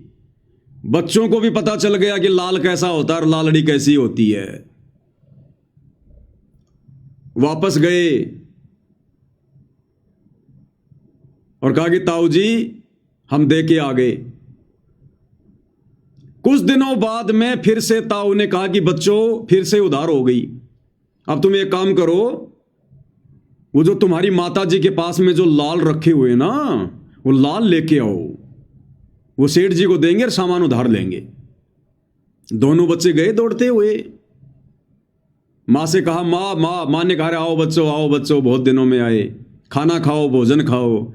उन्होंने कहा कि नहीं नहीं माँ, भोजन बाद में खाएंगे, बहुत ज़्यादा उधार हो गई है, एक काम कर वो लाल दे जो लाल तेरे पास रखे हुए हैं। तो माँ ने अंदर से निकाल के वो लाल उनको दे दिए, वो पोटली कपड़े में बांध रखी थी। अब उन बच्चों ने देखा कि हम देख तो लें कहीं ये लालड़ी तो नहीं है, क्योंकि बच्चों को परख हो गई थी कि कहीं ताऊ जी के सामने हमारे को शर्मिंदा होना पड़े, हम चेक कर लें लालड़ी एक लाल है ये। वो बच्चों ने गठरी खोली मां के सामने और देखा तो वो लालड़ी थी, लालड़ी 2 आने की भी नहीं थी। वो जिनको लाल समझ रहे थे, ये लाल कौन है? आश्रम वाले, ये कोऑर्डिनेटर, आश्रम संचालक, गुरुजी का परिवार। तो बच्चों ने देखा ये तो लालड़ी है। वो बच्चे कौन? संगत, और वहीं फेंक दिए उनको कि मां तू तो बहुत भोली है, तू लालड़ियों को लाल समझ के और बक्से में सजा के बैठी थी।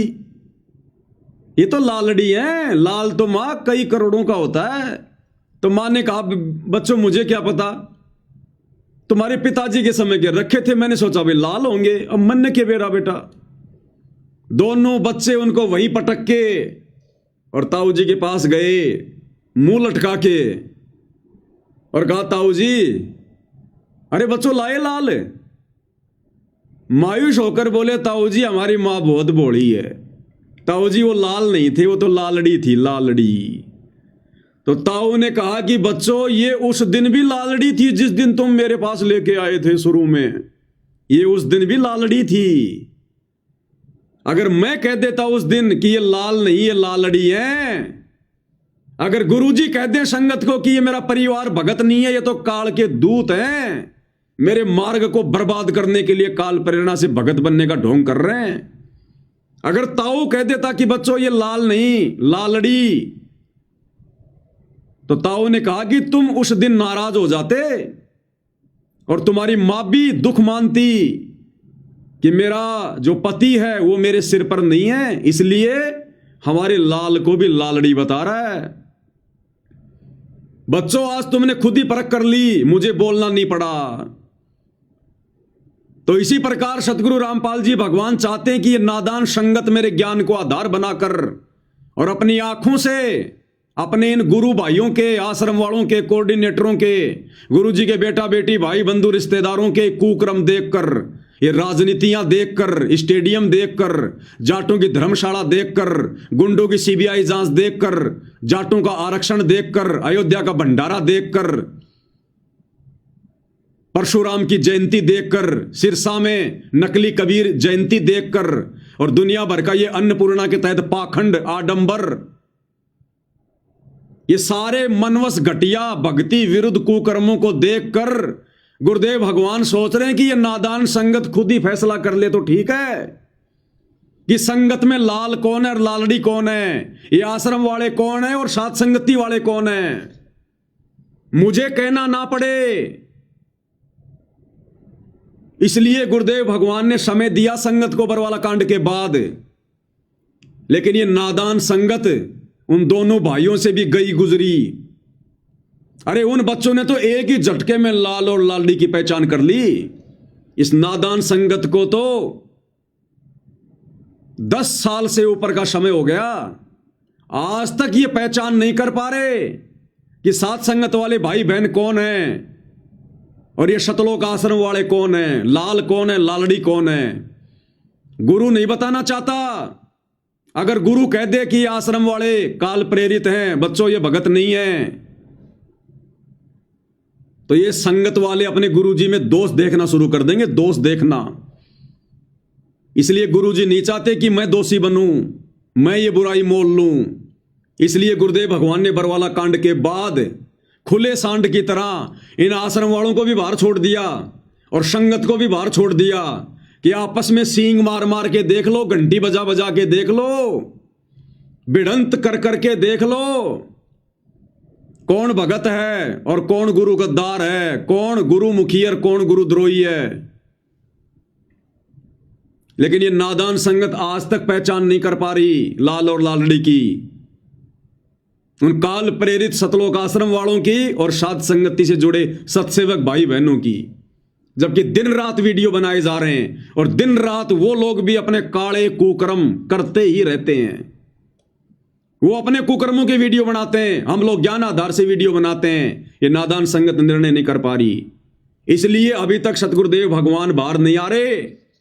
इसलिए ताऊ ने, सतगुरु रामपाल जी ने जानबूझकर आज 25/9/2025 को अपनी जमानत जज में प्रेरणा करके कैंसिल करवाई है, क्योंकि अभी संगत नीर खीर का निबेरा करने के योग्य नहीं हुई है। और ये 2-2.5 साल का समय और दिया जा रहा है। उस ताऊ ने समय नहीं दिया था, लेकिन ये ताऊ, भक्ति का ताऊ सतगुरु रामपाल जी, दयालु परमात्मा, फिर से तुम आश्रम वालों पे रहम कर रहा है। 2-2.5 साल का समय तुम्हें और दिया जा रहा है, कर लेना विचार, अन्यथा फिर दुर्गति होगी, दुर्गति और गुरु की आंखों के सामने होगी। फिर तुम 100 दोष देखोगे गुरु मेर भक्ति में कि मैं तो आश्रमों में पाठ भी करवा रहा था, मैं तो ज्योति भी करवा रहा था, मैं तो हर समागम में हाजिरी भी लगा रहा था, मैं तो तारीखों पर भी जा रहा था, मैं तो अन्नपूर्णा मुहिम के तहत मकान बनाने के लिए मजदूरी भी कर रहा था। वो मजदूरी तुम काल की कर रहे थे, काल की, वो बेगार कर रहे थे, बेगार। सतगुरु भक्ति करवाने आता है, भक्तों से मजदूरी करवाने नहीं आता। यहां इन आश्रम वालों को मौका नहीं है बिल्कुल भी। आज 25/9/2025 को इनकी लास्ट लाइन थी, डेडलाइन। इस नादान संगत को मौका है थोड़ा, अगर संभल सको तो संभल लेना भाई और बहनों, नहीं तो दुर्गति दरवाजे पर खड़ी है, दुर्गति।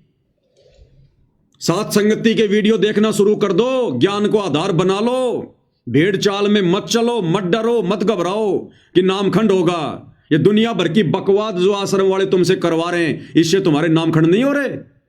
और अपने गुरु भाई बहनों के ज्ञान आधारित, गुरुदेव के सत्संगों पर आधारित वीडियो देखने से तुम्हारे नामखंड हो रहे हैं, तुम्हारी बुद्धि भ्रष्ट हो रही है, काल बैठा है तुम्हारी नाक पर। तो हाथ जोड़ के विनती कर सकते हैं, प्रार्थना कर सकते हैं, क्योंकि हम सत्सेवक, तुम आश्रम वाले नादान भाई बहनों को अपना सगे भाई बहन से भी ज्यादा बढ़ के मानते हैं, ये आश्रम वाले नहीं मानते, सिवाय तुम्हें भेड़ बकरियों के अलावा, एक मजदूर के अलावा।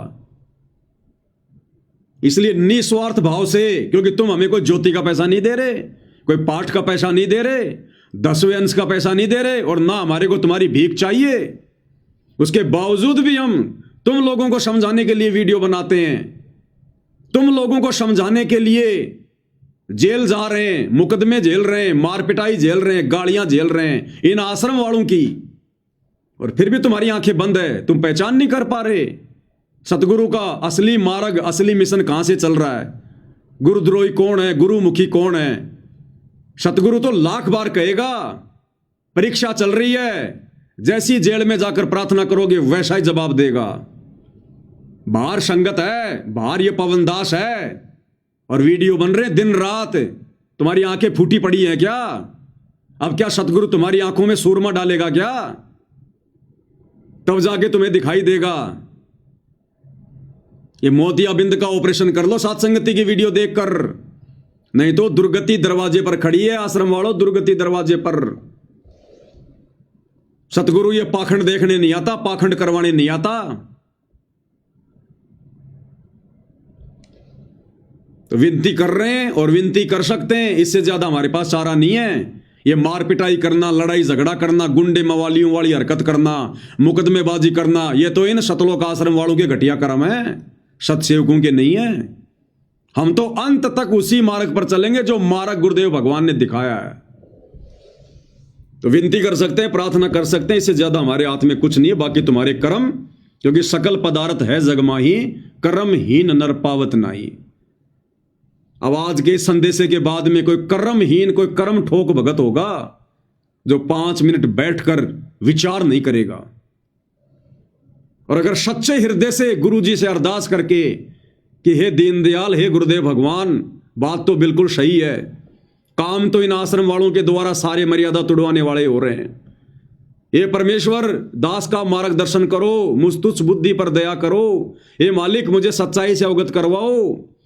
अगर सच्चे हृदय से, सच्ची नीयत से, नीर खीर का निवेरा करने की दृष्टि से अगर गुरुदेव भगवान के पास में 5 मिनट बैठकर भी चिंतन करोगे, अरदास करोगे, परमात्मा तुम्हें रास्ता दिखाएगा। और देखना शुरू कर दो सत्संगति की वीडियो। तुम अपने सतगुरु के गुलाम हो, सतगुरु के कलयुगी परिवार के गुलाम नहीं हो, इन कोऑर्डिनेटरों के गुलाम नहीं हो। अरे हम सत्सेवक भी तुम्हारे सामने, ना किसी आश्रम में जाते, ना किसी फर्जी नामदान सेंटर पर जाते, ना कहीं नाम शुद्ध करवाते, ना किसी को ज्योति और पाठ देते, इनको पात्रों के हाथों में ज्योति और पाठ का पैसा नहीं देते, इनके पीले पर्चों पर नहीं चलते, इनके घटिया कुकर्मों पर नहीं चलते, और ज्ञान को आधार बनाकर घर बैठकर मर्यादाओं में रहकर गुरु को परमेश्वर मानकर भक्ति कर रहे हैं।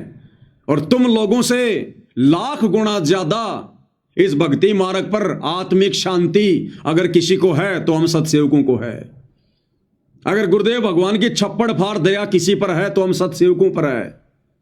साध संगति से संकल्प नाम दीक्षा लेकर जुड़ा हुआ भगत और इन शतलोक आश्रमों से सार शब्द प्राप्त भगत, अगर उन दोनों की तुलना की जाए तो वो सार शब्द प्राप्त भगत मर्यादा, भक्ति और समर्पण भाव में उस संकल्प वाले भगत के पैर के नाखून के बराबर भी नहीं है, नाखून के बराबर भी।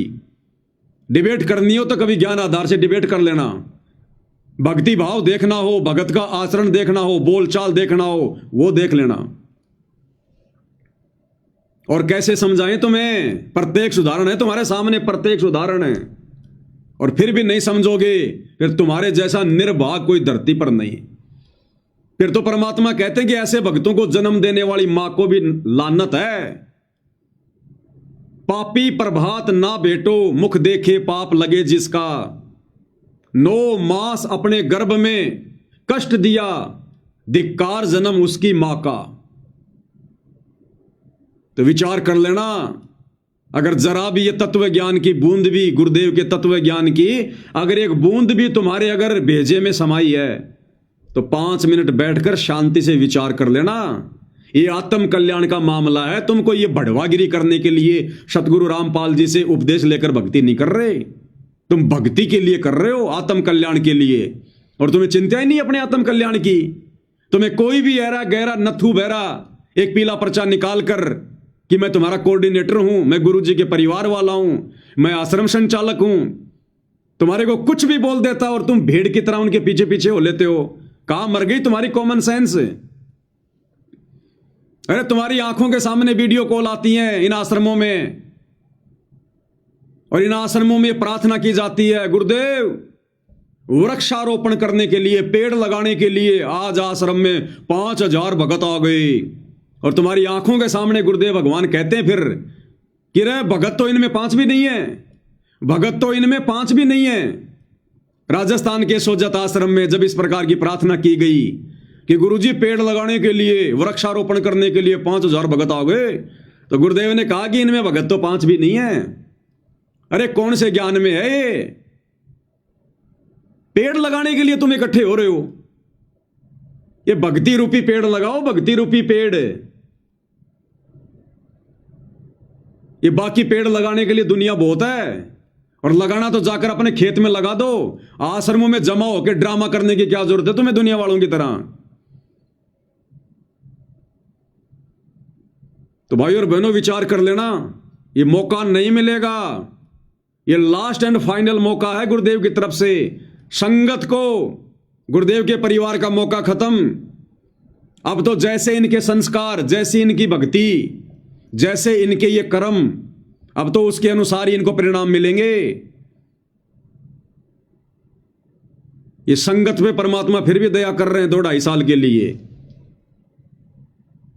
जितना जल्दी हो सके गुरु को परमात्मा मानकर, साथ संगति की वीडियो देखकर, ज्ञान को आधार बनाकर, अपने पूज्य गुरुदेव भगवान को अपना इष्ट मानकर, अपना आराध्य देव मानकर आरती करके उनको रिझाना शुरू कर दो, प्रसन्न करना शुरू कर दो। चवर करो श्रद्धा से गुरुदेव के ऊपर, चवर परमेश्वर मानकर, परमात्मा मानकर भोग लगाओ, भोग। भिखारी नहीं हो तुम।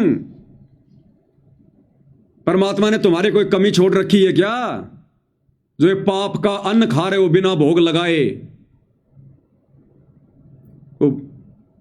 उस अन्नदेव की आरती से बात नहीं बनेगी, भोग की आरती करनी पड़ेगी जो नित्य नियम पुस्तक में लिखी हुई है। आज लग्या साहिब को भोग दीन के टुकड़े पानी का, तब तुम्हारे पाप भस्म होंगे, तुम्हें सद्बुद्धि आएगी। तो विचार कर लेना भाई और बहनों, विचार कर लेना, नहीं रोगे आने वाले समय में। अरे तुम्हें तो खुश होना चाहिए, अपने गुरुदेव का 100 बार शुक्रिया अदा करना चाहिए कि हे गुरुदेव, आपने हम गधों को समझाने के लिए आपने कैसे इस पवन दास को सद्बुद्धि देके खड़ा कर दिया। ये परमात्मा, हम तो जेरे कुएं में पड़े हुए थे, हम तो आपके ज्ञान की छींट के आसपास भी नहीं थे। इस आपकी आत्मा ने आपके आशीर्वाद से वीडियो बना बना के हमें जगा दिया, हमें भक्ति मार्ग पर भगत बना दिया, हमें मर्यादित भगत बना दिया। तुम्हें तो शुक्रिया अदा करना चाहिए, और तुम कर रहे हो नफरत, तुम कर रहे हो ईर्ष्या। तो परमेश्वर की आत्माओं के साथ ईर्ष्या करने वाले को क्या प्रसाद मिलेगा? ये तो तुम्हारे ये कर्म डिसाइड करेंगे फिर आने वाले समय में। तो भाई और बहनों, आज पूज्य गुरुदेव भगवान की उस रद्द हो चुकी जमानत को लेकर दास को गुरुदेव ने प्रेरणा की। दास ने अपने विचार ज्ञान आधार से आप जियों के समक्ष प्रस्तुत कर दिए हैं। समय समय पर करता रहूंगा जब तक गुरुदेव भगवान दास के साथ में है, गुरुदेव का आशीर्वाद जब तक दास के साथ में है। अंत में पूज्य गुरुदेव भगवान की एक शब्द के साथ में महिमा करेंगे। बंदी छोड़ सतगुरु रामपाल जी परमेश्वर जी की जय हो। भक्ति दान गुरु दीजियो देवन के देवा हो, भक्ति दान गुरु दीजियो देवन के देवा हो। जन्म पाया भूलो नहीं करहूँ पद सेवा हो, जन्म पाया भूलो नहीं करहूँ पद सेवा हो। अरे आश्रम वालों, नाम दीक्षा लेने के बाद कभी जिंदगी में इस शब्द को शांति से घर पर दरबार में परमात्मा के चरणों में बैठकर कभी आत्मिक भाव से गाया है क्या? अरदास की है कभी तुमने परमात्मा से?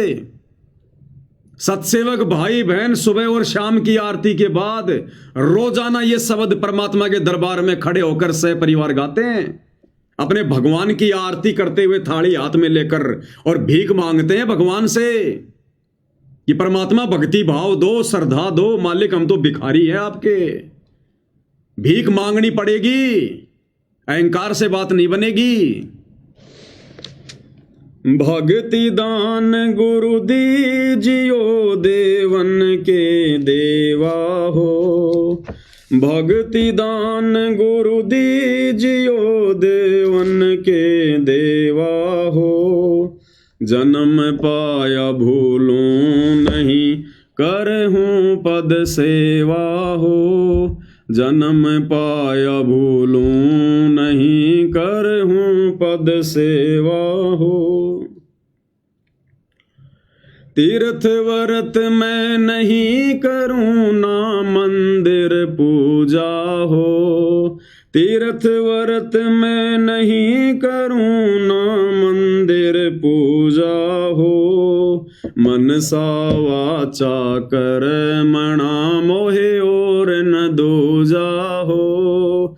मनसा वाचा कर्मणा मोहे और न दूजा हो। भक्ति दान गुरु दीजियो देवन के देवा हो। भक्ति दान गुरु दीजियो देवन के देवा हो। जन्म पाया भूलूं नहीं, करहूं पद सेवा हो। अष्ट सिद्धि और नौ निधि बैकुंठ कवासा हो। अष्ट सिद्धि और नौ निधि बैकुंठ कवासा हो। सो मैं तुमसे न मांगता सब थोथरी आशा हो।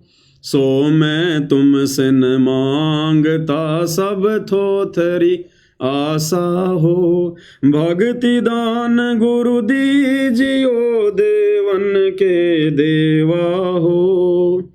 भक्ति दान गुरु दीजियो देवन के देवा हो। जन्म पाया भूलूं नहीं, करहूं पद सेवा हो।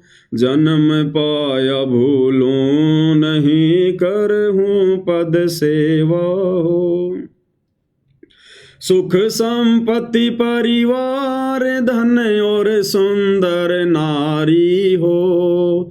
सुख संपत्ति परिवार धन और सुंदर नारी हो। सपन में इच्छा नहीं करूं गुरु आण तुम्हारी हो। सपन में इच्छा नहीं करूं गुरु आण तुम्हारी हो। भक्ति दान गुरु दीजियो देवन के देवा हो। भक्ति दान गुरु दीजियो देवन के देवा हो। जन्म पाया भूलूं नहीं, करहूं पद सेवा हो।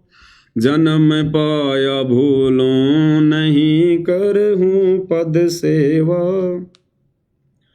इसमें भाई और बहनों एक लाइन है, क्योंकि आज नेपाल से कमला बहन का फोन आया था, तो बहन ने थोड़ा समाधान चाहा है कि भगत जी ये जो शब्द हम गाते हैं सभी सत्सेवक भाई बहन सुबह और शाम की आरती के बाद में गुरुदेव के दरबार में उनकी 5 दीपक वाली आरती के साथ आरती उतारते हुए, तो इसमें हम कहते हैं कि सुख संपत्ति परिवार धन और सुंदर नारी हो। तो भगत जी हम जो बहनें हैं, कि हम बहनों ने भी यही बोलना है कि सुख संपत्ति परिवार धन और सुंदर नारी हो? क्या हम ये नहीं बोल सकते कि सुंदर व्यक्ति हो या सुंदर पुरुष हो? देखो बहन जी, कुछ शब्द ऐसे हैं, उन शब्दों को हमने एज इट इज ही बोलना होता है, उसी हिसाब से। हमारे भाव तो परमात्मा जानते ही हैं अगर कोई माता बहन अगर ये शब्द गाएगी कि सुंदर नारी हो, तो मालिक तो अंतर्यामी है ना, हम तो उनके समक्ष खड़े होकर विनती कर रहे हैं ना। तो माता बहनों तो जो माता बहनें हैं वो तो उनका जो भाव होगा वो तो जो है वो पुरुष को लेकर होगा कि मैं शौपन में भी कोई पुरुष की इच्छा नहीं करूंगी।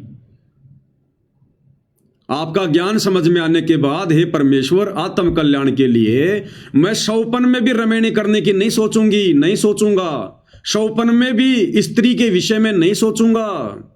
आपका ये ज्ञान समझ में आने के बाद, उससे पहले जिसकी हो गई हो तो हो गई हो, और उससे पहले जिसकी शादी रमैनी हो चुकी है, और अब यदि उसको ये बात समझ में आ गई है कि कामी क्रोधी लालची इनसे भक्ति न होए, भक्ति करे कोई सूरमा जात वर्ण कुल खोए, और विषय वासनाओं में रत भगत को तो परमात्मा ने कामी कीड़ा बताया। कामी कीड़ा नरक का। तो गुरुदेव भगवान को तो अच्छे से पता है, वे तो अंतर्यामी हैं कि माता बहनें क्या सोच रही हैं, क्या कहना चाहती हैं, उनके क्या भाव हैं। क्योंकि देखो बहन, अगर हम सभी इसी प्रकार से, क्योंकि हर शब्दों में कहीं न कहीं बहुत सारी बातें ऐसी हैं, अगर हम हर शब्द में चेंज करने लग गए तो जब हम भगत भाई बहन आने वाले समय में हम कभी इकट्ठा होंगे और मिलकर गुरु की महिमा करेंगे तो किसी के सुर क्या होंगे, किसी के सुर क्या होंगे, तो सतगुरु की महिमा में फिर विघ्न पड़ेगा। तो गुरु अंतर्यामी है, हमारे भाव को अच्छे से वो समझ रहे हैं। दूसरी बात, संध्या आरती के लास्ट में जो हम सतगुरु की महिमा करते हैं कि गुरुदेव भगवान की, कि अंतर्यामी एक तुम आत्म के आधार, जो तुम छोड़ो हाथ तो मैं कौन उतारे पार। और फिर हम शब्द गाते हैं कि मेरे गुरुदेव भगवान दियो काट काल की फांसी। इसमें अंतिम चौपाई से पहले एक चौपाई आती है, जिस चौपाई को हम सत्सेवक भाई बहन नहीं बोलते हैं, और पूज्य गुरुदेव भगवान उसको बोलते हैं।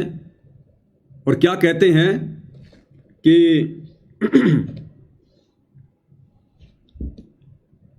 उसमें परमात्मा कहते हैं कि तुम्हें कहाँ ढूंढ के लाऊं, मैं तड़प तड़प रह जाऊं। तुम्हें कहाँ ढूंढ के लाऊं, मैं तड़प तड़प रह जाऊं। आप गए अमर अस्थान अस्थान, दई छोड़ तड़पती दासी।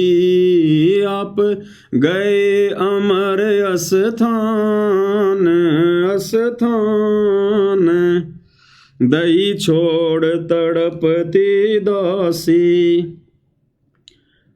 तो हमारे गुरुदेव भगवान ना तो कोई दास है ना कोई दासी है। और सांसारिक तौर पर देखें तो गुरुदेव भगवान स्त्री नहीं है, गुरुदेव भगवान तो एक पुरुष की भूमिका में है। और फिर भी गुरुदेव इस शब्द के लास्ट में अपने आप को दासी कहकर संबोधित कर रहे हैं। आप गए अमर अस्थान, दई छोड़ तड़पती दासी। अब कोई कहे कि गुरुदेव भगवान ने तो दास बोलना चाहिए, दासी क्यों बोल रहे हैं? क्योंकि यहां पर आत्मा की तरफ से संबोधन किया जाता है। आत्मा की तरफ से हमें सिखा रहे हैं गुरुदेव भगवान कि हमने आत्मा से आरती करनी है। और आत्मा ना कोई स्त्री होती है ना कोई पुरुष होती है। आत्मा तो गुरुदेव ने बताया वो तो पुल्लिंग है, पुल्लिंग। तो इसी प्रकार माता बहनें जो शब्द गाती हैं कि सुख संपत्ति परिवार धन और सुंदर नारी हो, सपने में इच्छा नहीं करूं गुरुआन तुम्हारी हो, तो माता बहनों ने वहां पर नारी शब्द का ही प्रयोग जो है वो करना है। और गुरुदेव भगवान ये वाणी इसलिए बोलते हैं भाई और बहनों, क्योंकि गुरुदेव भगवान ने 12वें पंथ में आकर और एक मुंह बोला गुरु धारण किया था। तो 12वें पंथ की जो आत्मा है, गुरुदेव ने उसके अनुसार ही भूमिका करनी है। और 12 पंथों में कभी भी गुरु को परमात्मा नहीं माना, किसी ने ना माना जाता है। इसलिए गुरुदेव भगवान ने कहा है, अपने मुंह बोले गुरुदेव भगवान की स्तुति करते हुए क्या कहा है कि तुम्हें कहां ढूंढ के ले आऊं, मैं तड़प तड़प रह जाऊं। अब भाई अगर गुरु भगवान है, गुरु अगर परमात्मा है, तो परमात्मा को ढूंढने की क्या जरूरत है? परमात्मा को ढूंढने की कहां जरूरत है। और भगत ने ये तत्व ज्ञान होने के बाद में फिर भगत ने तड़पने की क्या जरूरत है। कल को गुरुदेव भगवान यहां से जाएंगे, सतलोक वापस जाएंगे, तो हम तड़पेंगे। फिर धिक्कार हमारे ज्ञान को। इसका मतलब हमें ज्ञान ही पूरा नहीं हुआ जो हम ये सोचकर हम तड़प रहे हैं, चिंतित हो रहे हैं कि गुरु जी गए, अब हम मेरा मोक्ष कैसे होगा। अरे गुरु भक्ति की पूरी खुराक खिला के गया है, मर्यादा बता गया, मर्यादा में रह भक्ति कर, ले लेगा गुरु। वो तो शब्द स्वरूप ही है। पहुंचूंगा एक क्षण में जन अपने के काज।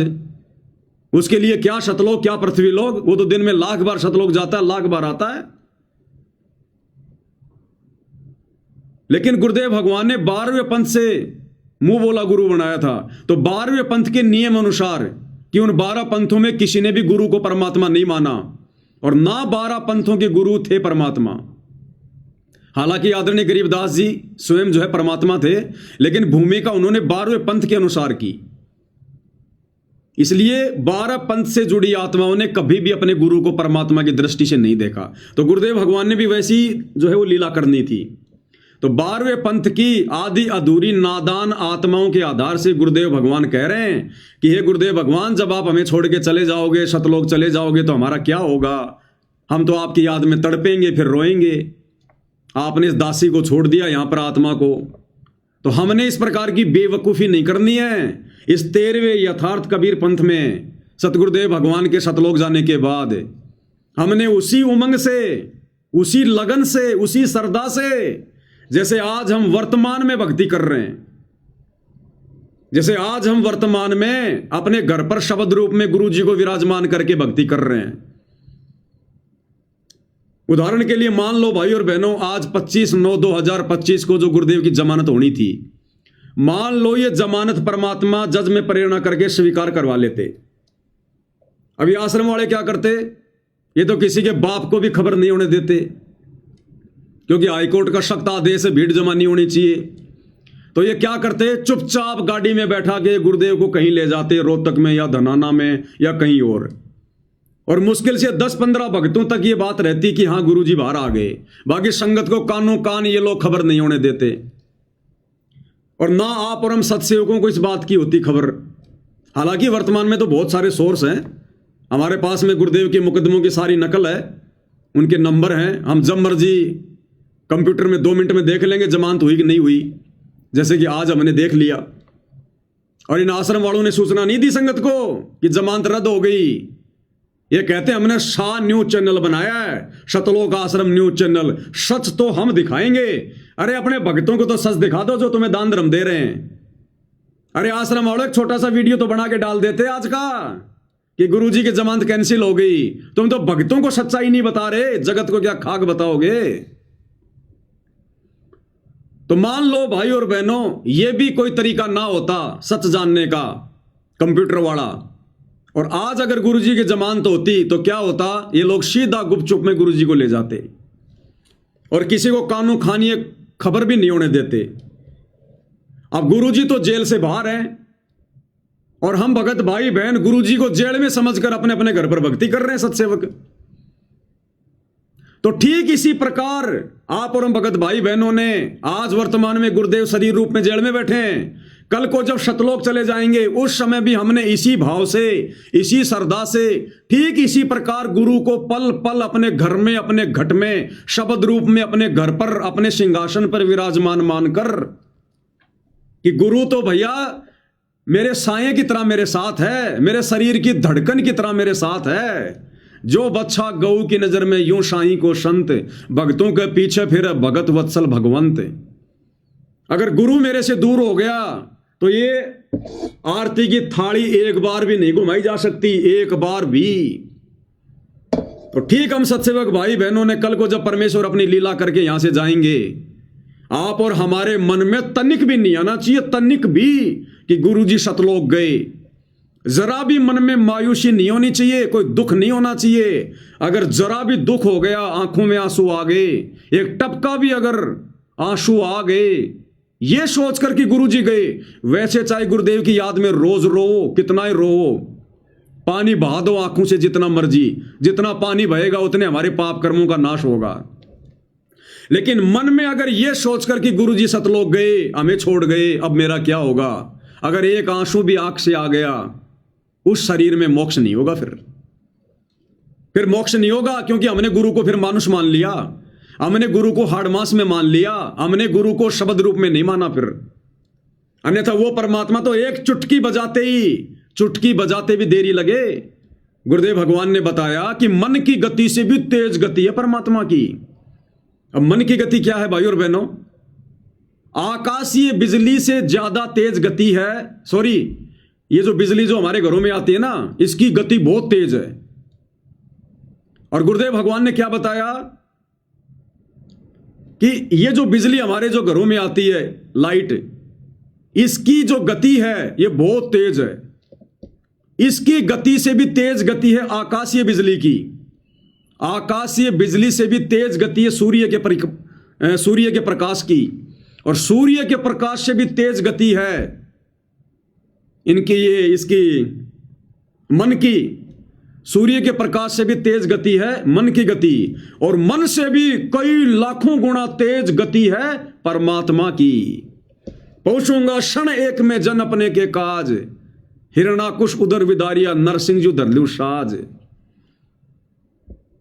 गोता मारू स्वर्ग में जा बैठूं पाताल, गरीबदास ढूंढता फिरू अपने हीरे मोती लाल। ये गलती हम सत्सेवकों ने नहीं करनी है। बहुत सारी संगत तो जब गुरुदेव भगवान लीला करके यहां से जाएंगे, उस समय फैल हो लेगी रो रो के, चिंता करके। ये सारे फॉर्मूले परमात्मा पहले तुम लोगों की नजरों में निकलवा रहे हैं। और कबीर सागर के सरलार्थ में भी वीडियो बनाते समय तुम्हें अच्छे से समझा दिया गया था। साफ साफ लिख रखा गुरुदेव ने वहां पर कि गुरुदेव के जाने के बाद गुरु को मरा हुआ ना समझें, पल पल अपने साथ में समझकर और अपने तीनों समय का अपना नित्य नियम, अपना सुमरण, अपनी भक्ति करते रहें कि गुरु सदा मेरे साथ में है। घटी ही में गंगा, घटी ही में जमुना, घटी ही में जगदीश सतगुरु तारेंगे। हमारी जो ये प्राण शक्ति है ना, ये हमारा गुरु है, ये पावर है। ये पावर, ये जो धड़कन धड़क रही है ना, इस शरीर में कोई डीजल नहीं है, कोई पेट्रोल नहीं है, कोई बैटरी नहीं लगा रखी। ये परमेश्वर की शक्ति है, ये पावर है परमात्मा की। ये बिजली कोई वैज्ञानिक नहीं बना सकता। जो बिजली जो बड़ी बड़ी फैक्ट्रियों को जो है वो चला देती है, वो बिजली क्या है जो एक तार के माध्यम से आ रही है? वो बिजली परमात्मा की गुप्त शक्ति है वो। तो हमारा जो शरीर चल रहा है, हम जो बोल रहे हैं, चल रहे हैं, देख रहे हैं, तो परमात्मा हमारे अंदर समाहित है। जैसे फूल के अंदर उसकी सुगंध होती है, इस शरीर में ऐसे ही परमात्मा बैठा है। सबके हृदय रूपी गुफा में बैठा है परमात्मा। हमने उनको शरीर में नहीं देखना। देही को सतगुरु कहे, यो तो धुंधर ज्ञान, चार दाग आवे नहीं वाको सतगुरु जान। हमने सतगुरु को शब्द रूप में देखना है, तब हमारी भक्ति सफल होगी, तब हम सतलोक जाएंगे। हमें परमात्मा शब्द रूप में सतलोक लेकर जाएगा। तो हम भक्तों के अंदर कोई भी कमजोरी नहीं रहनी चाहिए किसी भी प्रकार की। दुनिया चाहे उनको मानो समझे, भगत उनको मानो समझे, हमने ये गलती नहीं करनी है। तो गुरुदेव भगवान ने जो ये वाणी बोली है, तुम्हें कहां ढूंढ के लाऊं, मैं तड़प तड़प रह जाऊं, आप गए अमर स्थान दई छोड़ तड़पती दासी। तो ये वाणी हमने नहीं बोलनी, और ना हम बोलते, इसलिए हमने नई भक्ति बोध से इस वाणी को हटा दिया। ये परमात्मा दया कर रहे हैं भाई और बहनों। परमात्मा दास को प्रेरणा दे दे के नहीं, ये 20-20 साल से 30-30 साल से ये राजनीति करने वाले, ये परम भगत है, इनके भेजे में एक शब्द भी नहीं आ रहा क्या और क्या नहीं है। ये आज भी ना आश्रमों में वही तोते की तरह बोलते हैं, तेरा रामपाल अज्ञान किया सतलोक का वासी। अपने भगवान को रोजाना सुबह शाम ये क्या बोलते हैं? अज्ञान, अज्ञानी। तो ये मालिक की विशेष दया हुई हम सत्सेवकों पर। तो हम भाई बहनों ने ये वाणी नहीं बोलनी, हम नहीं बोलते ये। और लास्ट की वाणी में भी हम केवल अपने गुरुदेव भगवान को महिमा देते हैं कि परमेश्वर सतगुरु रामपाल जी दाता, आपकी घनी अमोलक बातां। हम ये नहीं कहते स्वामी राम देवानंद जी दाता, आपकी घनी सतावे बातां। हमें क्या बातें सताएंगी?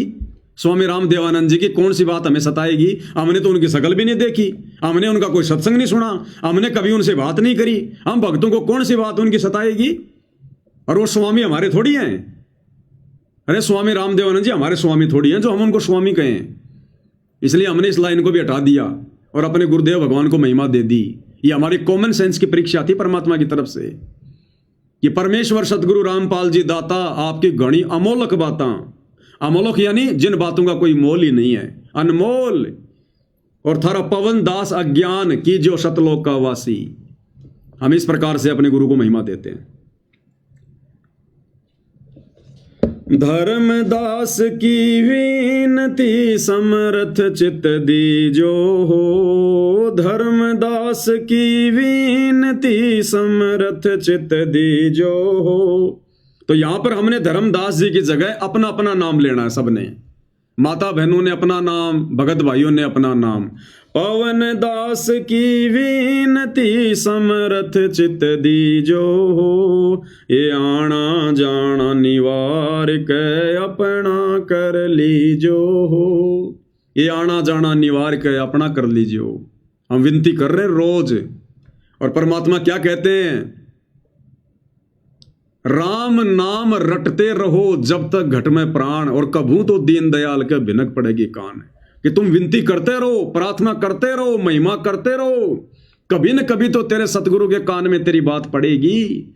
और जिस दिन ये बात पड़ गई उसी दिन तेरा उद्धार, तेरा कल्याण है। हालांकि सतगुरु तो रोज ही सुन रहे हैं, उनके कानों में तो रोज ही पड़ रही है, लेकिन जिस दिन परमात्मा हमारे को अंदर से देख लेगा कि अब ये आत्मा से, हृदय से, इस काल के कष्टों से दुखी होकर, परेशान होकर, इस नकली 21 ब्रह्मांड को खोकापुर समझकर हृदय से प्रार्थना कर रहा मोक्ष के लिए, ये नहीं रहना चाहता इस गंदे लोक में। जिस दिन वो प्रार्थना परमात्मा सुनेगा हमारे हृदय से निकली हुई, कहते हैं उसी दिन परमात्मा पार कर देगा यहां से। उसी दिन तुम कर दो पल में पार हो जा रजा थारी। तो वो प्रार्थना भी भाइयों और बहनों इसी प्रकार से निकलेगी जब हम रोजाना अपने गुरुदेव भगवान से विनती करेंगे, प्रार्थना करेंगे। एक दिन की प्रार्थना में नहीं बनती वो तड़प, वो कशक है। तो परमात्मा हमसे अभ्यास करवा रहे हैं। तो भाई और बहनों, पूज्य गुरुदेव भगवान की बहुत बड़ी मेहर, बहुत बड़ी रजा हम सभी सत्सेवक भाई बहनों पर।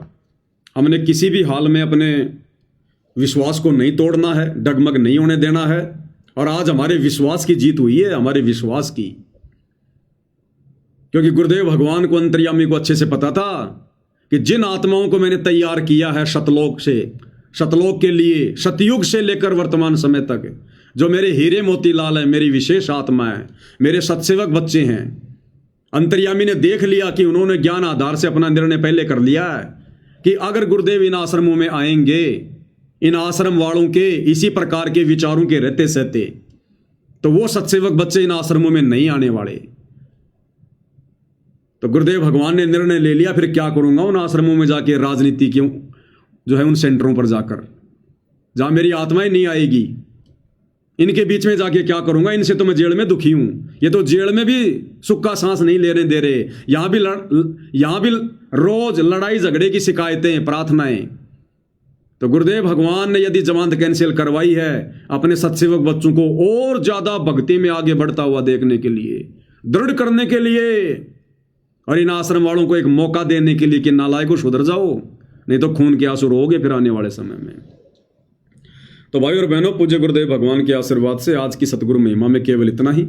परमात्मा हम सबका मार्गदर्शन करें, हमें सद्बुद्धि दें, गुरुदेव भगवान हमें आशीर्वाद दें, इसी प्रकार भक्ति मार्ग पर आगे बढ़ने के लिए प्रेरित करते रहें। तो आज यही अपने शब्दों को विराम देते हैं। बंदी छोड़ सतगुरु रामपाल जी परमेश्वर जी की जय हो।